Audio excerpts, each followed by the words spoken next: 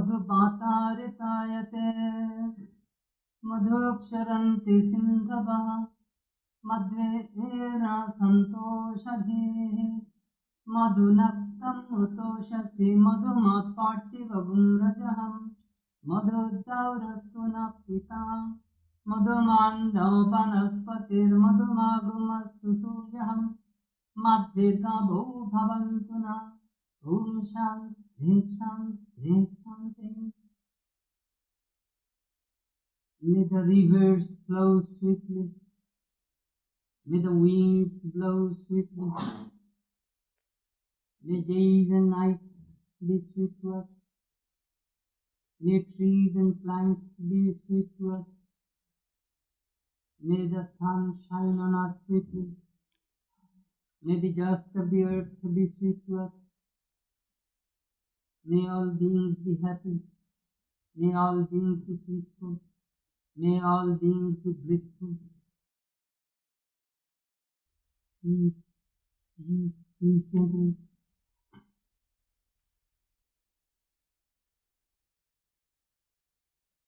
Friends, we are extremely happy that Swami Shraddhananda Ji Maharaj, head of the Vedanta Society of Sacramento, has come to us in connection with the Golden Jubilee of the Society. I know Swami when I was a little boy, in class 8, class 9, and Swami was very kind and affectionate to me. He is a great learned monk. He wrote many books. The story of the epoch we have here, and he wrote many books in Bengali. He is a disciple of Swami Shivananda, the second president of the Ramakrishna Order. He gave his reminiscences last night. Some of the direct disciples and other devotees who met Ramakrishna. He met Swami Shraddhananda, Swami Shivananda, Akhandananda, Avedananda, Vidyananda, Subodhananda, and I have a great privilege to see his diary from 1930 onward, how he kept those records. He is a great chronicler, and I cannot express how much joy I have that he has come to us.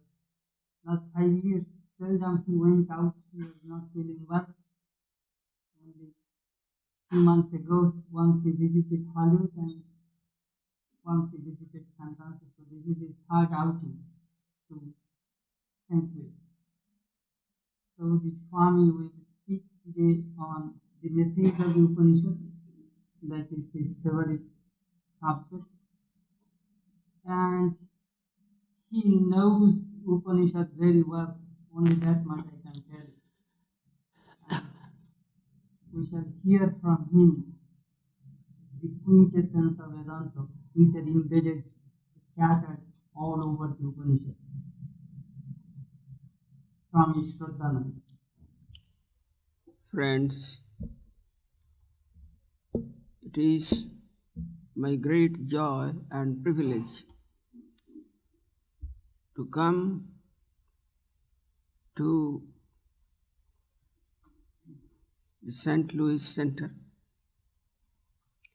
in connection with its Golden Jubilee celebrations.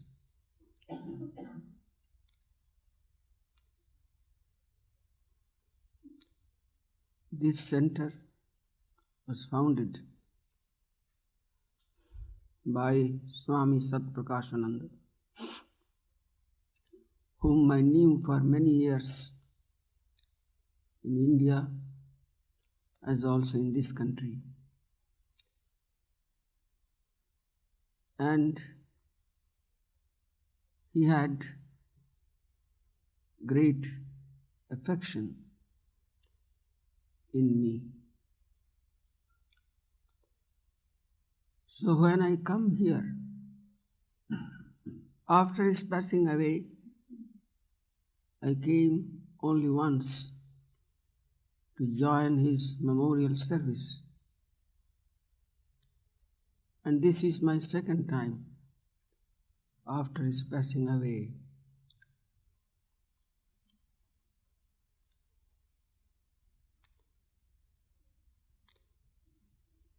Swami Shraddhananda wanted me to speak about the Upanishads.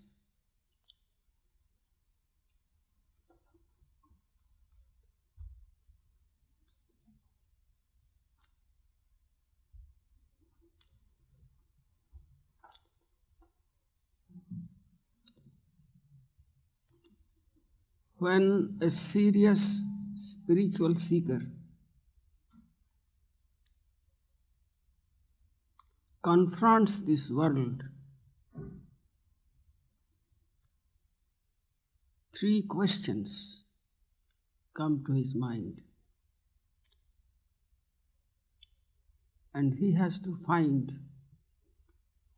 answers to these three questions.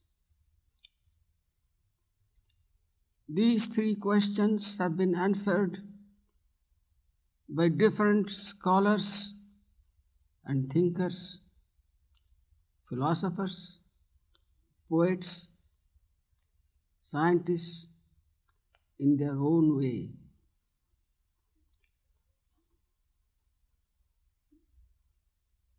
But the Upanishads also has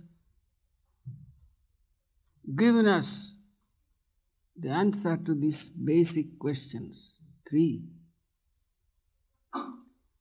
One, the person,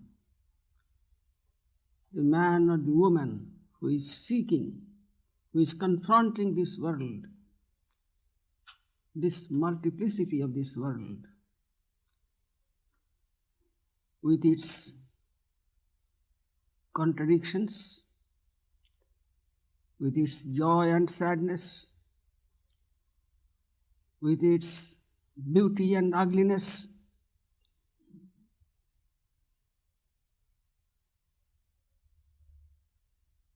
and so this is number one question. What is this world? This world which is changing from day to day,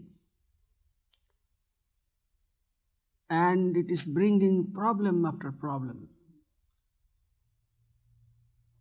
Every person has to face problems and their solutions. And the second question that comes to us is, who am I who is entangled in this world, who has been ushered into this world? What is the purpose of my life? How I came here? Who am I? In other words, my reality. The first question, the reality of this world. What is this world? The second question is, who am I who is facing this world? And the third question is there any director or master of these two shows? I am a show, no doubt. When I think of my body, it is full of mysteries. When I think of my mind, it is full of mysteries. So I myself am a world by itself with innumerable mysteries. So the third question is, I am born here, functioning here, facing this world day to day. But is there a power? Is there a supreme being or God or some entity different from me and different from the world? Is there some force or power or Shakti? So as I said, these three questions are basic questions of man when man is in a serious mood. In order to ask and solve basic problems, we have to be in a serious mood. The question of a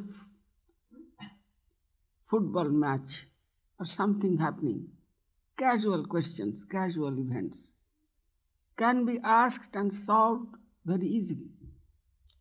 But these are deeper questions. Deeper questions. Who am I? What is this world? And who is at the back of me and the world? So the sages of the Upanishads in ancient times, they declared their solutions. And these solutions are the Upanishads. Upanishads are the answers to basic spiritual questions of life. And these are answered in a very brief way. Though the Upanishads, some Upanishads are voluminous, but many things are not directly connected. They are introductions to the basic truths declared by the Upanishads.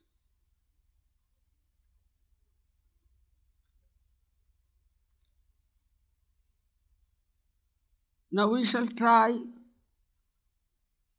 to quote some passages from the different Upanishads and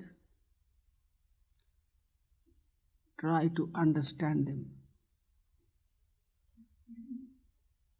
According to the Upanishads, the answers to these three basic questions converge into one. The Upanishad declares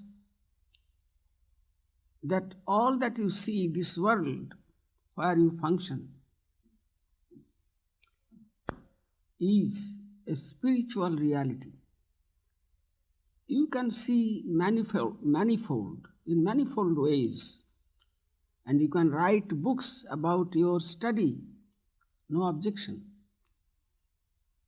But there is another study, inner study, which has to be done in another way.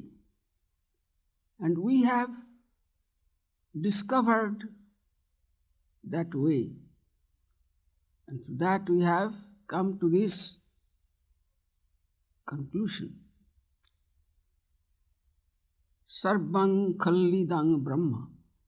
All that you see, including yourself and thousands of other human beings, subhuman beings,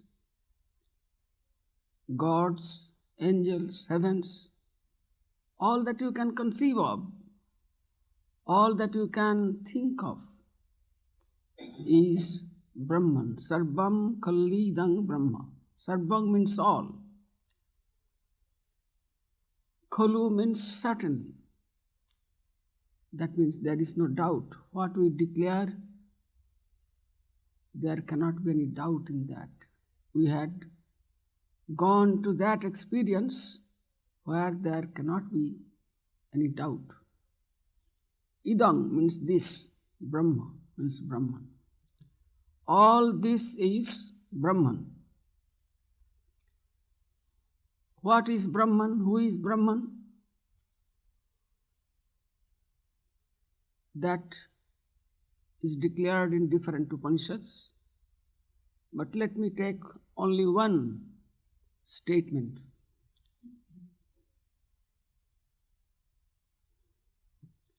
Sarvam Khalidang Brahma. This is from Chandogya Upanishad. That is,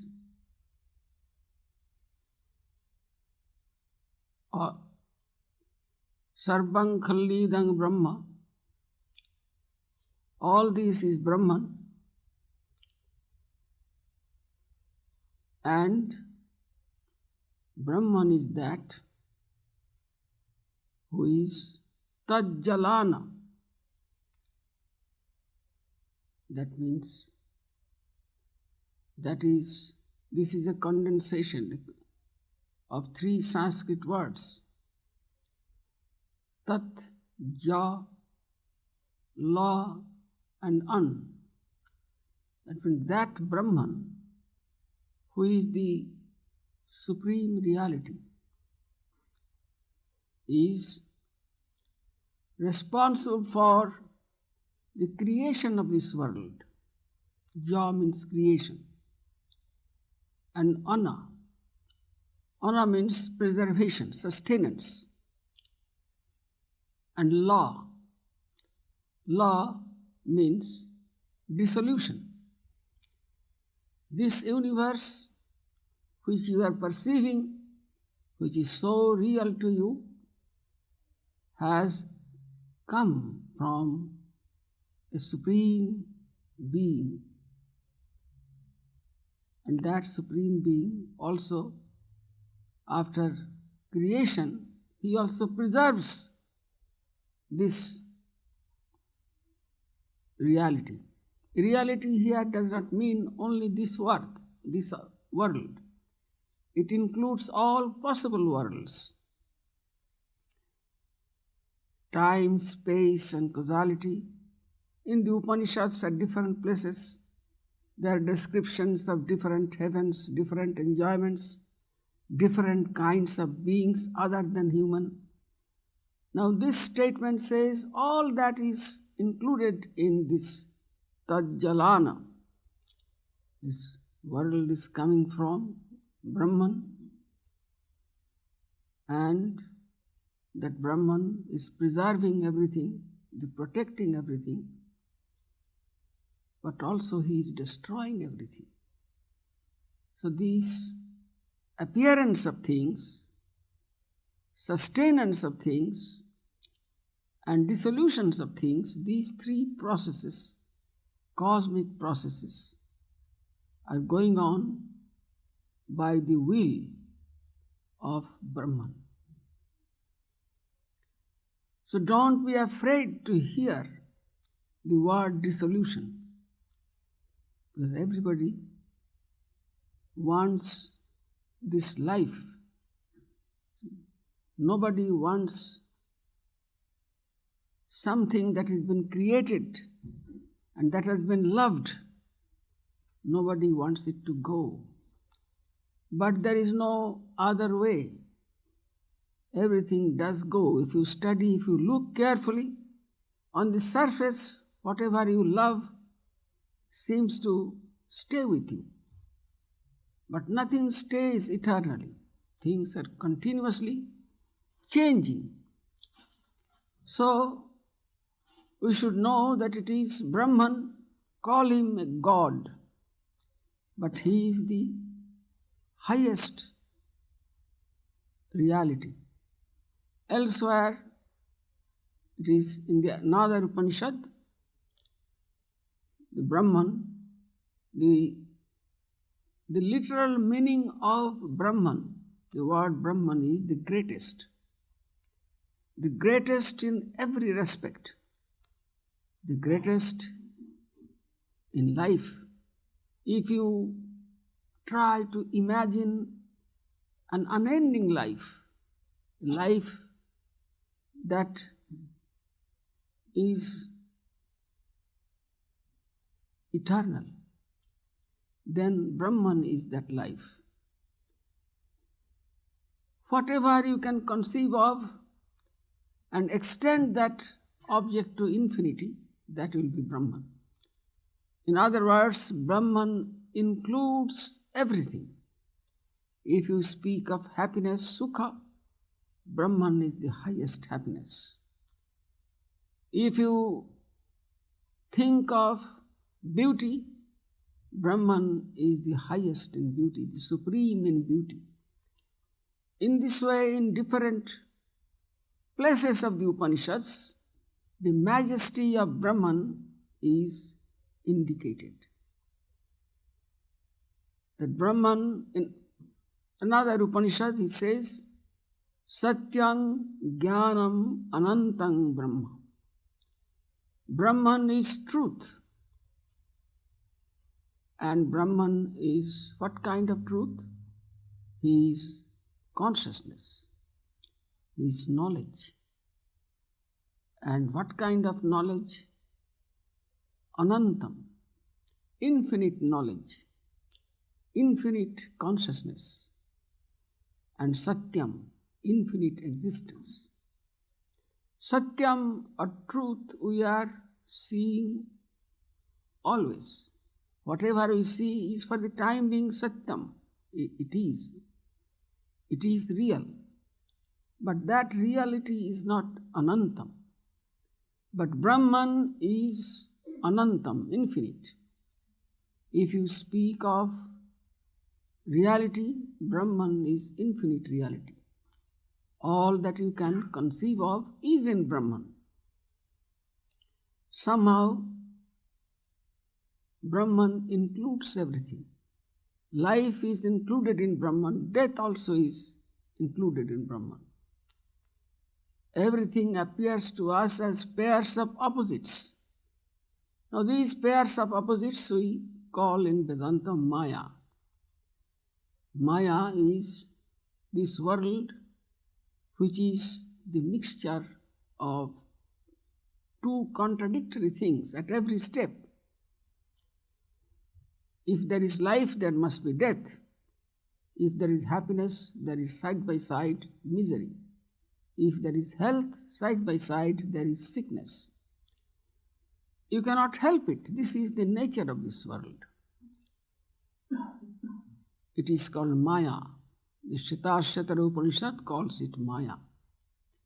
But at the same time it declares this Maya is come from Ishvara, God, is Mai. And if one can know this Mai, then his problem is solved. So about this world,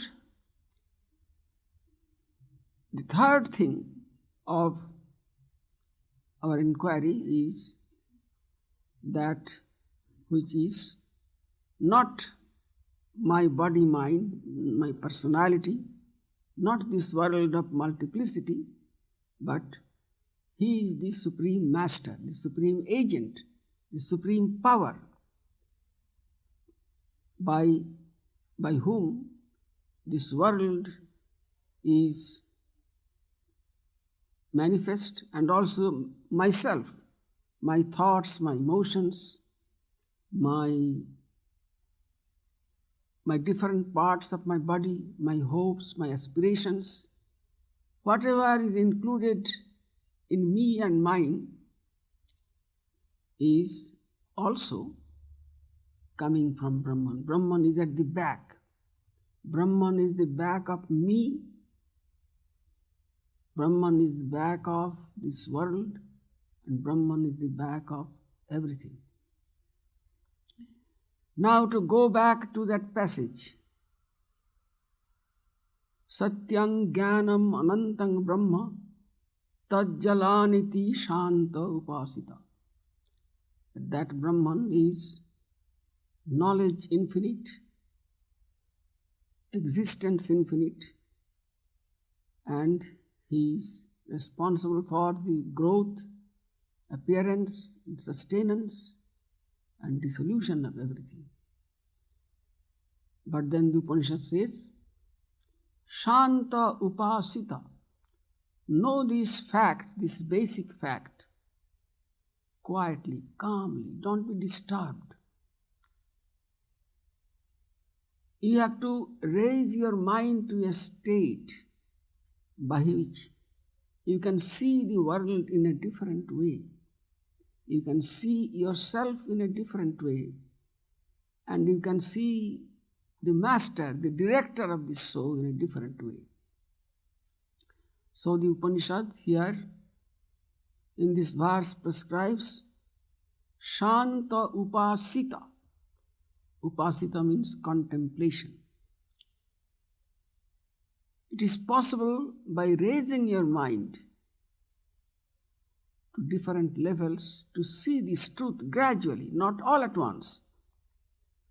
You can see by the process of upasana, the Upanishad says, is contemplation, meditation, reflection.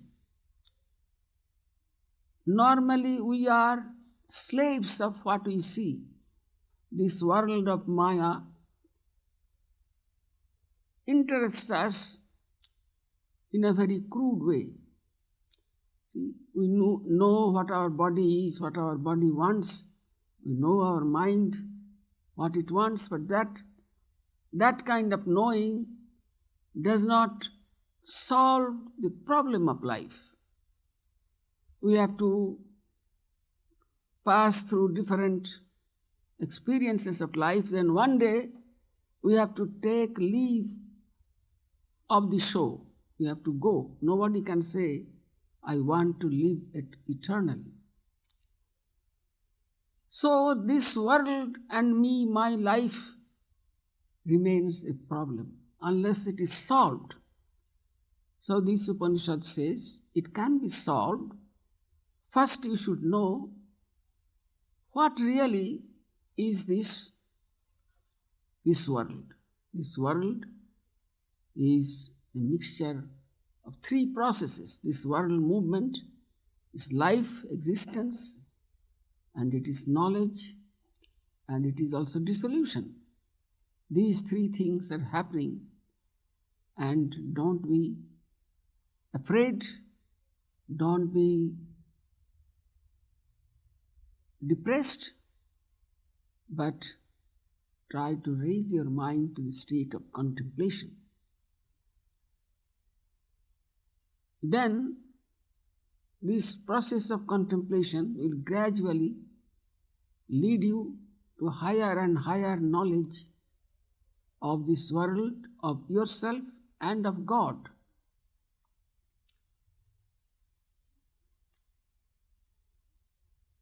Kratumaya ayang purusha. The same passage says, the man is made of his own thoughts and emotions and desires. This man, the important thing of man is his will, is his contemplation, is his hope. Kratu, that altogether is called Kratu. Kratu mayo ayang purusha, jatha kratu purusha bhavati tat eda pratyapati. All through his life, man is making new desires, new experiments. Does not matter. Man cannot help it. But the Upanishad prescribes here that what we said in the beginning, try to keep your mind to that thought. It will not come in one day, but gradually you set up some time and practice contemplation. That this world is really Brahman, is really one spiritual reality. It is really consciousness. What other things we name and experience is but the projection of that infinite consciousness. Then the Upanishad says how to contemplate. It says here, Manomaya prana sharira akashatma sarva karma sarva gandha sarva rasa sarvam midang abhyatya abaki anadara. try to see this world as a play of God. You see, the world is always active. Everywhere there is action. Action here, action there, different kinds of actions. From as soon as you get up from sleep, action goes on. There is no escape. Action at house, actions at the place of work, there is action, karma. You cannot escape it. Now here, the Upanishad says you have to bring this idea in your contemplation. Thus, all these actions are really possible because of the power of Brahman. Sarva karma. All the actions that we see inside and outside are possible because of that Brahman who is consciousness. So you think of that. If you have 10 minutes or 15 minutes of quiet time, you think of this world as a world full of activities. You hear the sounds of these cars, the voices, all kinds of actions are going. But now when you meditate, when you contemplate, think that all these activities, actions, karma, is possible because of Brahman. It is his Shakti, his power that is enabling any kind of activity to go. In another place, in another Upanishad, it is said that to think of all the actions that is going on, that are going on in your body-mind. The mind is thinking, the eye is seeing, the ears are hearing, the prana, the life is breathing. All these activities that are going on in your body-mind complex. The question is asked, who is at the back of these activities? Who is enabling my mind to think, my eyes to see, my ears to hear? Who is at the back of all the activities of this little world? Who is my body-mind complex? The answer is not given directly there. You see, you go on thinking of this. Is there someone at the back? And later on in the Upanishads it will be given, yes. There is yourself, your true self. If you go on inquiring about yourself, first comes the body, your own body, with its different organs and functions. Then comes your life, your prana, your living principle. Then comes your mind, thoughts. Then comes your ego sense, your intelligence. Then comes the experience of joy. All these things are in your personality. But you have to contemplate that at the back of all these things there is my true self. I am the true I. Every person, man or woman or even animals, has a center of identity, I. And every man thinks of the I am so and so. My name is this, my house is there. Many things together, that is his identity. I am a magistrate, I am a scholar, I am a sannyasin, I am this, I am this. Without this sense of identity, life becomes impossible. Now here the Upanishad says, go on inquiring who you are. Who is at the back of your eyes? Who is at the back of your ears, hearing all these processes?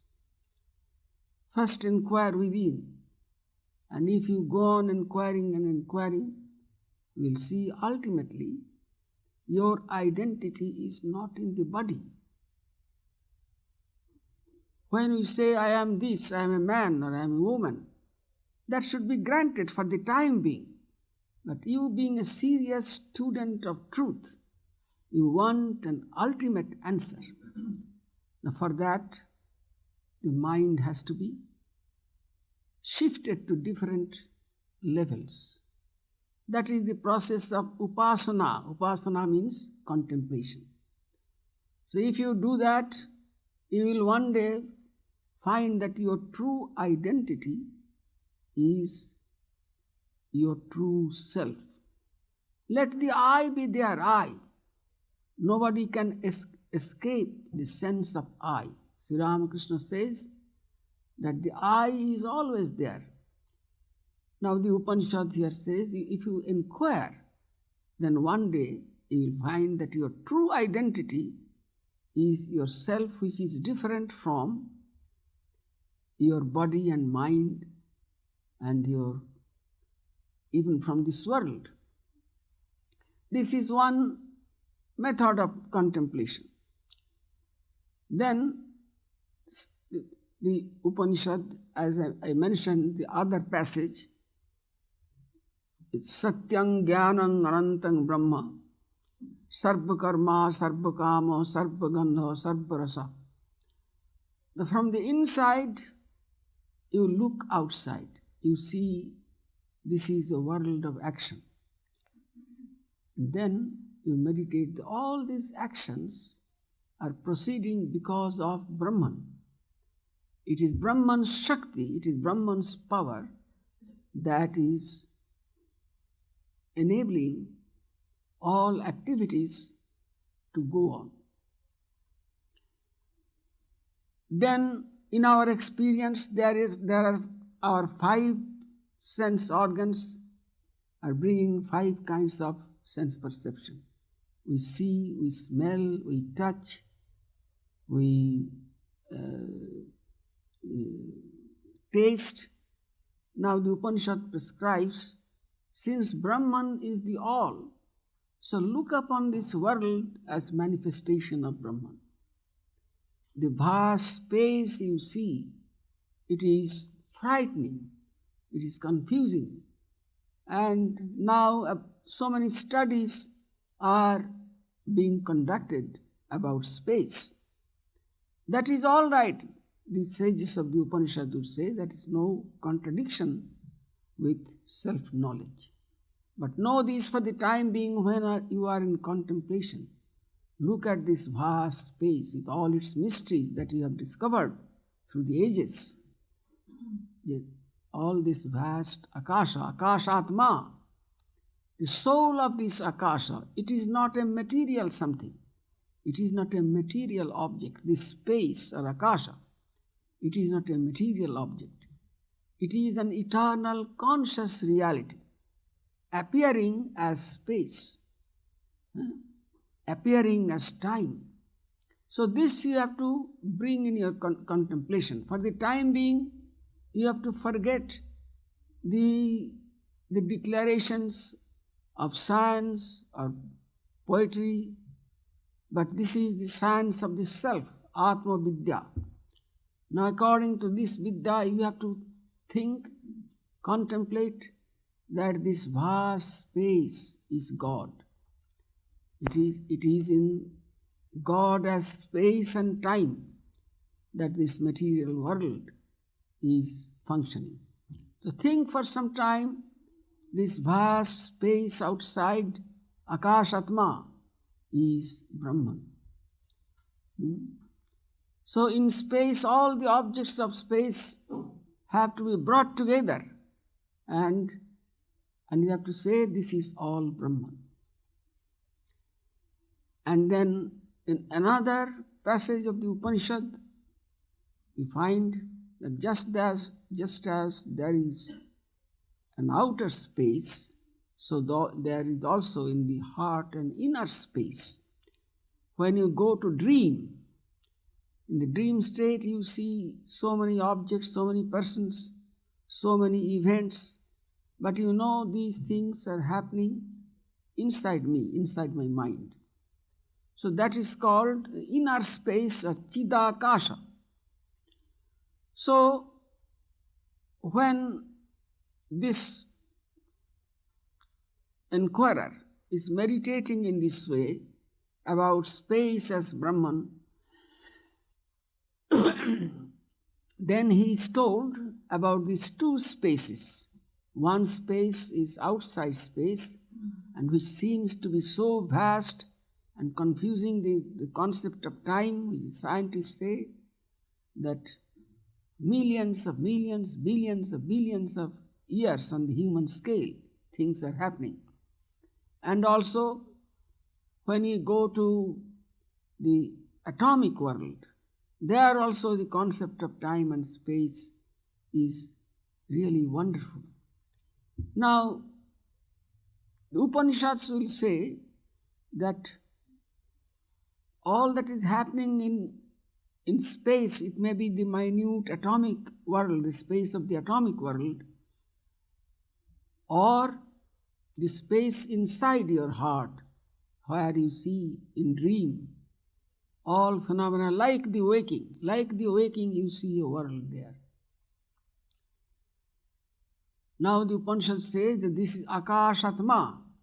Atman, your true self or Brahman, it is his play. All that is happening in outer space and all that is happening in inner space. Now by the process of contemplation, this multiplicity come together more and more, more and more.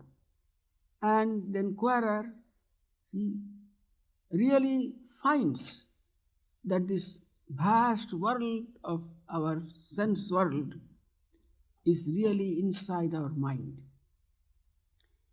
It is in the Chidakasha, in that Brahman as Akasha inside, all this is happening. In this way, this multiplicity have to be brought together. They are brought together by the practice of contemplation and meditation. Just as it was said, sarva karma, all activities, any kind of activity, and in the very beginning we have been warned that whatever you see, don't be confused. Face it boldly. And now that little boldness is necessary to think that this vast world of activities are in me, in my mind. The vast space, outer space, and also this space, the world where the atoms and electrons and many atomic particles, that world also is in Brahman. So Brahman has been given the supreme place. All time, all space, all events are in Brahman. No Brahman as this. It is sometimes when we think in this line, our head becomes heavy, you see. But the process of contemplation, by the process of contemplation and meditation, slowly we begin to see these things, that really my true self appears as this vast universe of space and time, as the atomic world. But you cannot see the two things together. If you are interested in the outside world of time, space, go there. If you are interested in the atomic world, the particle study, when you study those things, study when you are awake. But when you are contemplating, when you are a student of Vedanta, when you want to know the greatest truth, and that greatest truth, then you have to have faith in these words of the Upanishads. Shraddha. And by this Shraddha and by contemplation, it is Upanishads have declared in many places that really it is one. This multiplicity that we see is one and that is directed, that is happening in my true self. When I say I am this, I am that, I speak the truth, no doubt, but you have known little of yourself. You are really so vast. That vast majesty of your true identity can only be known through contemplation, having great faith in the words of the Upanishads and the words of your own guru, teacher. The teacher is an example of these truths of the Upanishads. So the teacher will confirm that really what the books have said about this world, about a director of this world, and about yourself, man the seeker, see, are really true. You go on without losing patience, without losing courage. You go on thinking. You have to rethink. You have to rebuild your mind. See, if you can rebuild your mind, it is possible to see that what you speak of God in the religions, that God and this universe created by that God and the perceiver, the man, are one. There is. So these three things, these three problems, the solution is the ultimate unity. So in one Upanishad we read, Ayam Atma Brahma. This personality, this self which we know, everybody knows one's own self. Say, I am a woman, I am a man, I am this, I am that. See? But that is not, that is knowing for the time being.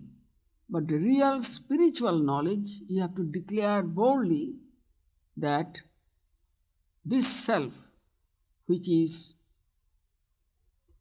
changing its identity all the time, this moment I say I am happy, the next moment I say I am sorry, I am sad, I am hungry. All these things are permissible for the time being.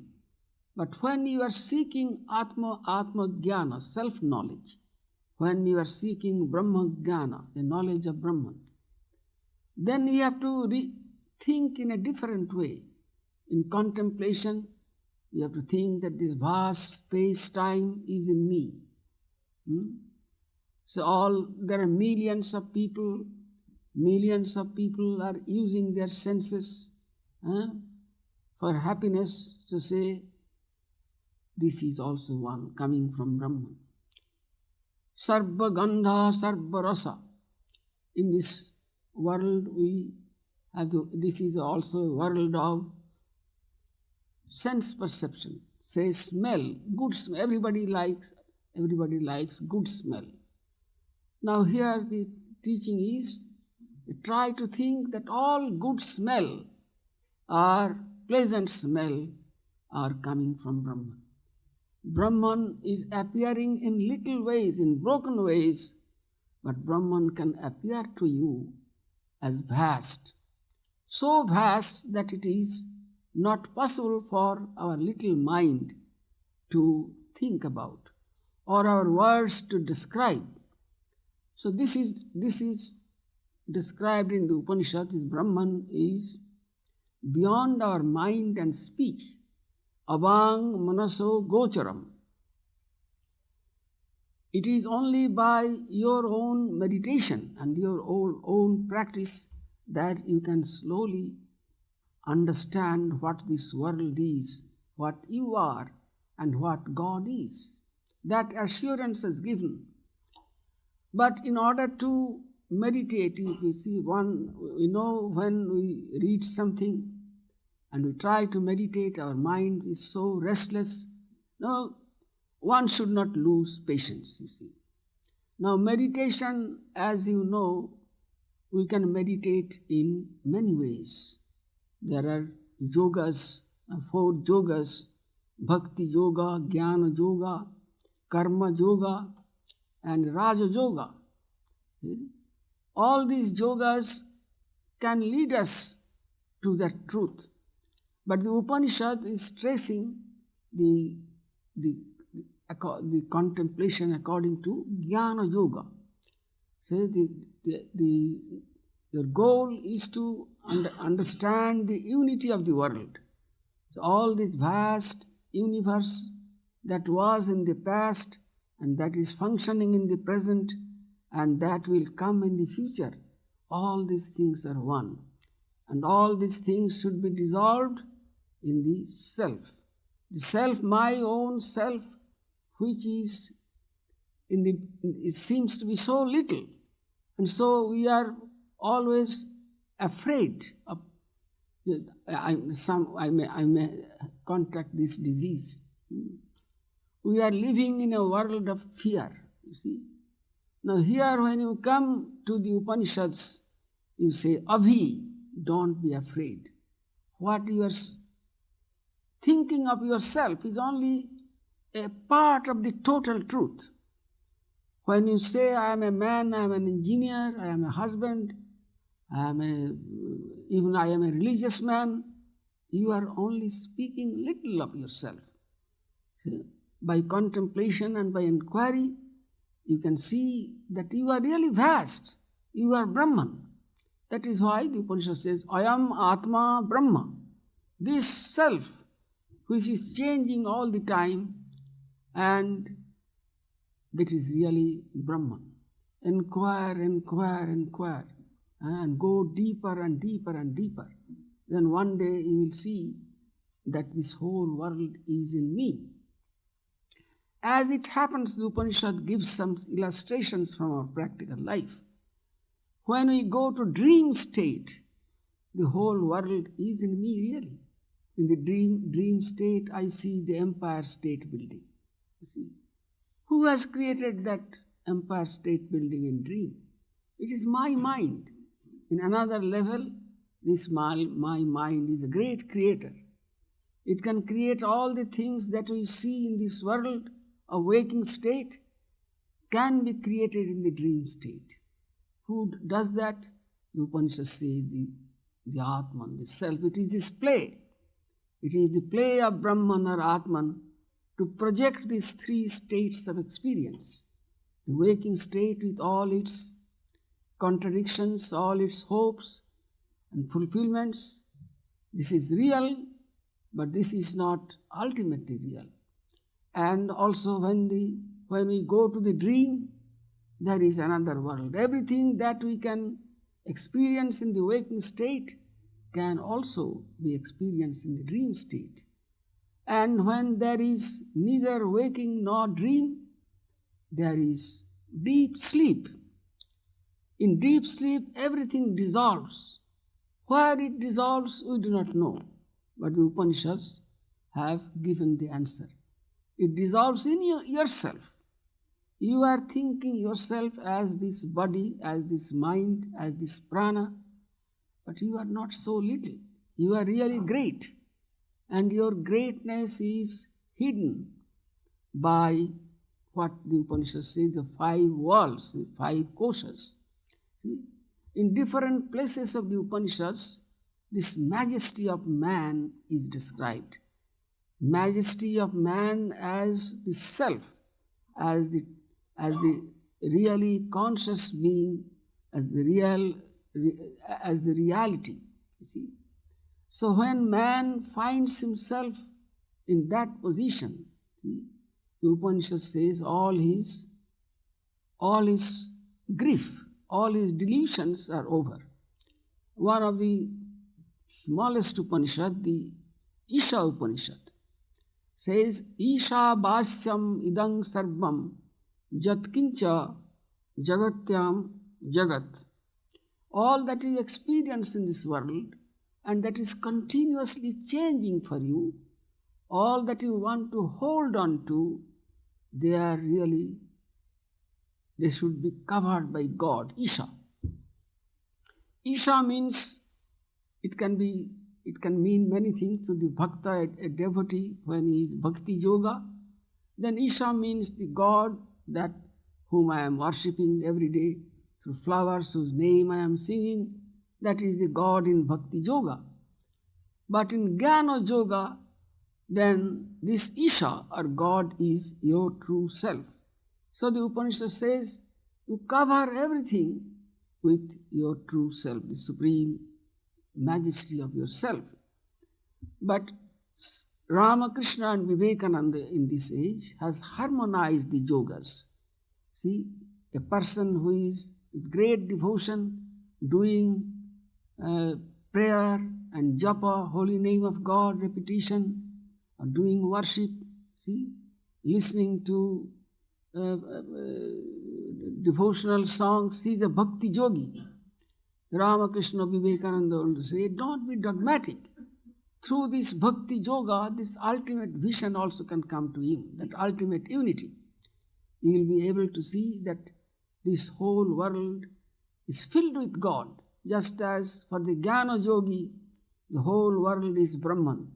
So for the bhakti yogi, this world is the creation of my God. My God is so great, He can do the impossible. What apparently appeared to be impossible, to God it is not impossible. Now Sri Ramakrishna illustrates this by a very impossible story. One bhakta was meeting another bhakta who was able to go to the abode of God, Vaikuntha, and he is returning from Vaikuntha. So the other bhakta, other devotee is asking him, what did you see? Did you meet God? Yes, I met God. What was he doing? And he was passing a camel through the eye of a needle. He was pushing a camel through the eye of a needle. Now the other bhakta did not believe it. How is it possible?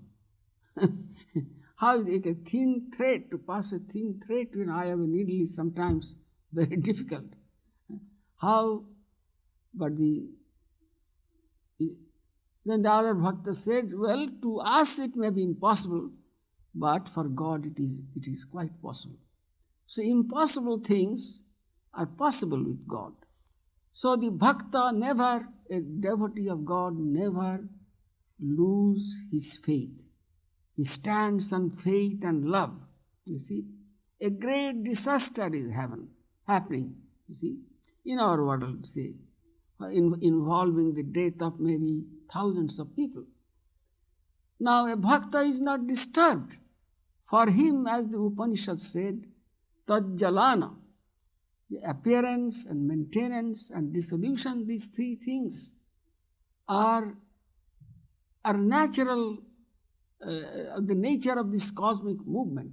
So if you see death and dissolution, see, don't think that it is away from God.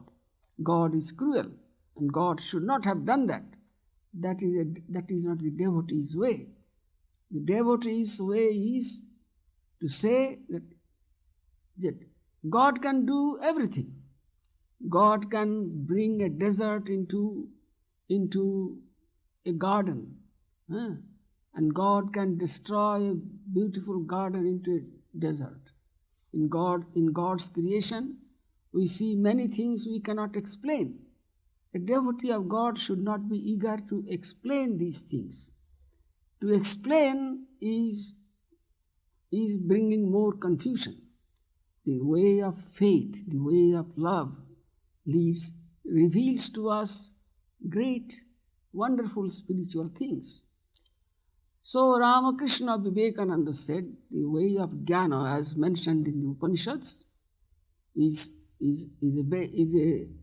a fundamental way, but the same knowledge can also be attained by devotion, by bhakti, or by a karma yogi, a man who has no time to meditate or to read the Upanishads, or to go to a shrine or sit there and do japa. He has no time. But he is a spiritual seeker. He wants peace. He wants to understand this world and who am I. You see, his path is karma yoga. He wants to do action, he is an active nature, but the Gita and the Upanishad also teaches that if you have to work with the spirit of detachment. Don't be attached to anything, however great and interesting it may be, but you be detached. So he becomes a karma yogi. And through karma yoga also, Swami Vivekananda declares over and over again that you can also attain that reality, that unity. See? But your karma, your action should be unselfish. Each yoga has its way. You have to go through these preparations.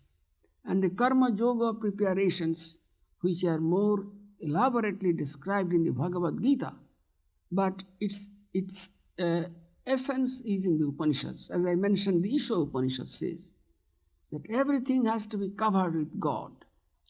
And your goal is to see the supreme unity in everything. If you can see that it is God, it is Isha, it is your own true self, that is responsible for all that is happening, then you have peace. You have nothing more to gain. You have come to your destination, the supreme unity. So the Upanishads are not really dogmatic statements, though its main emphasis is Atma Vidya, the knowledge of the self, or Brahma Vidya, the knowledge of Brahman. When we look outside, then we call the supreme unity Brahman, the greatest. And when we look within, then that same Brahman is called Atman.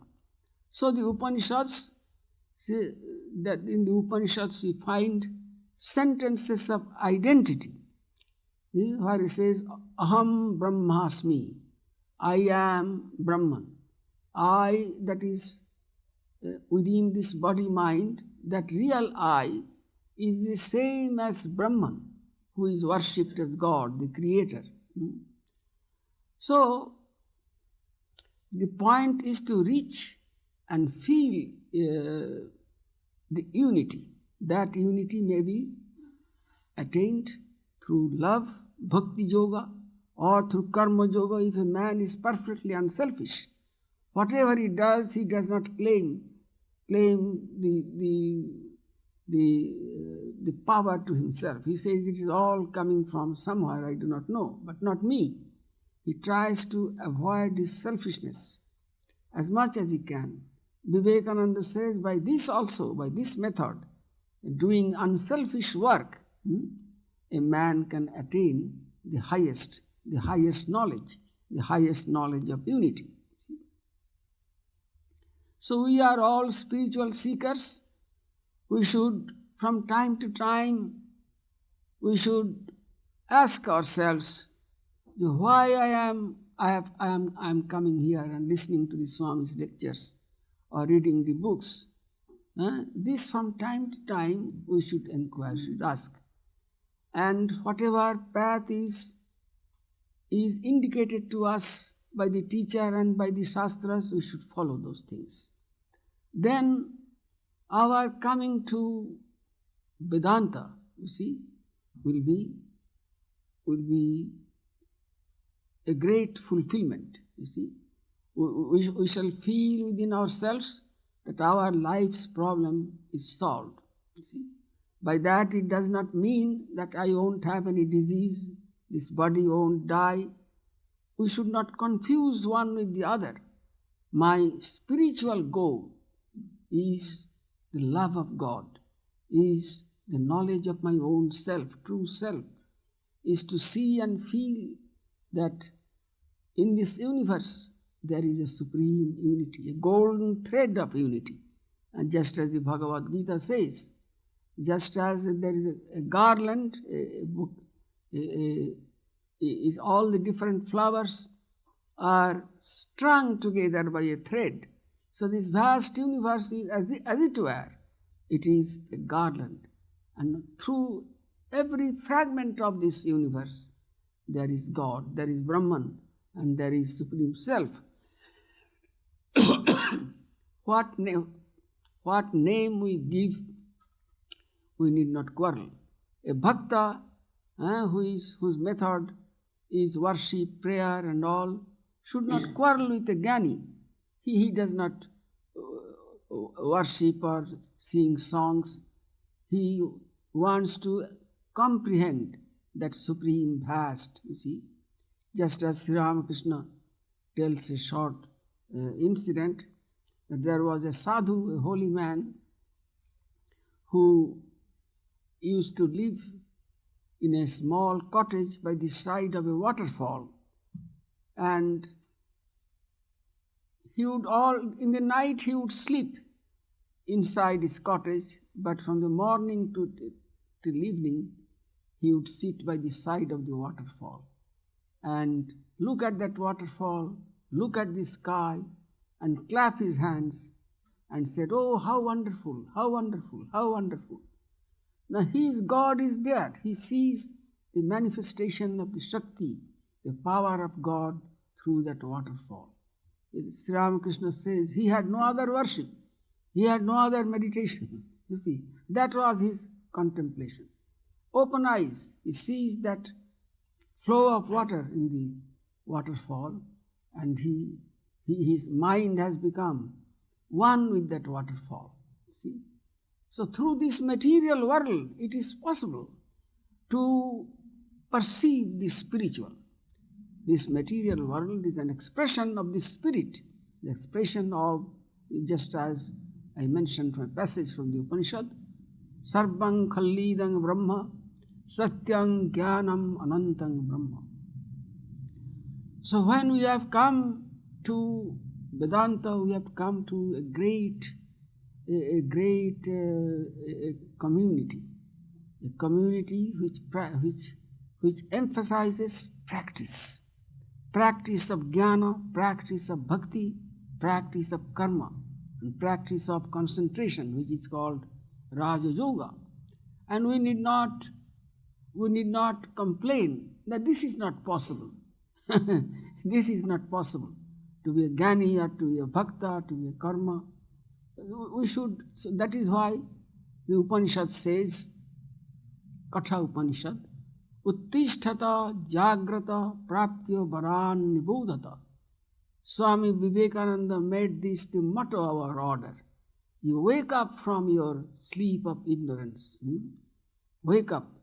Get up, wake up, and go to the wise men who have experienced God, and be blessed. You see, that is the motto of the Upanishads.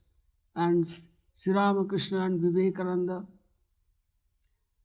they have emphasized the synthesis of the yogas and the possibility, human possibility of experiencing God. You see, somebody coming to him and said, "Can householders realize God?" And Sri Ramakrishna's answer was, "Why not? Surely." Surely they can realize God. God is not merely for monks. God is not merely for men. God is for all. That is the great goal, and Ramakrishna Vivekananda has put new vigor, new power to these ancient teachings by example, their own lives, the lives of their great companions, whom we call the apostles, and the lives of many hundreds of other devotees through the years, from the time when they lived and they taught. There have been in different parts of this world thousands of devotees, men and women, who have practiced this jnana, this bhakti, this karma, and felt their life blessed, you see. To really attain what Sri Ramakrishna in his simple language said, the purpose of human life is to see God. And Jesus Christ also said, "Blessed are the pure in heart who sees God." So seeing God and making that God a practical element in our life. Seeing God and going and meditating in a cave, that was not the ideal of Ramakrishna and Vivekananda. So Ramakrishna and Vivekananda have given new power, new strength to the ancient words of the Upanishads and scriptures. So we are really fortunate that we have found these teachings, and it is up to us to make these teachings practical in our life. What Swami Vivekananda called practical Vedanta. And the one thing we should be careful about, sometimes despair comes, fear comes, we should throw away. These are the great impediments of our spiritual life. A spiritual life is not a life of sadness. A spiritual person, a spiritual seeker should be always cheerful. We have found God, we have a God. And my identity, is also that divine. In this way, if a spiritual seeker should say and think in a positive way, never a spiritual person should always be a cheerful person. See? And person of hope and courage. Then our human life will be really blessed. Thank you. Om apyayantu mamangani vak pranaschakshuh shrotram matho balam indriyani cha sarvani sarvang brahmopanishadam maham brahma nirakurjam ma brahma nirakarot anirakaranamastu anirakaranang me astu tadatmani nirate yah upanishadsu dharma te mahi santu om shanti shanti shanti. May the different limbs of my body be strong. May my speech, vital energy, eyes, ears, and all the senses be purified. All indeed is Brahman. May I never deny Brahman, nor Brahman me. May there be unbroken communion between Brahman and myself. May all the virtues described in the Upanishads belong to me, who am devoted to self-knowledge.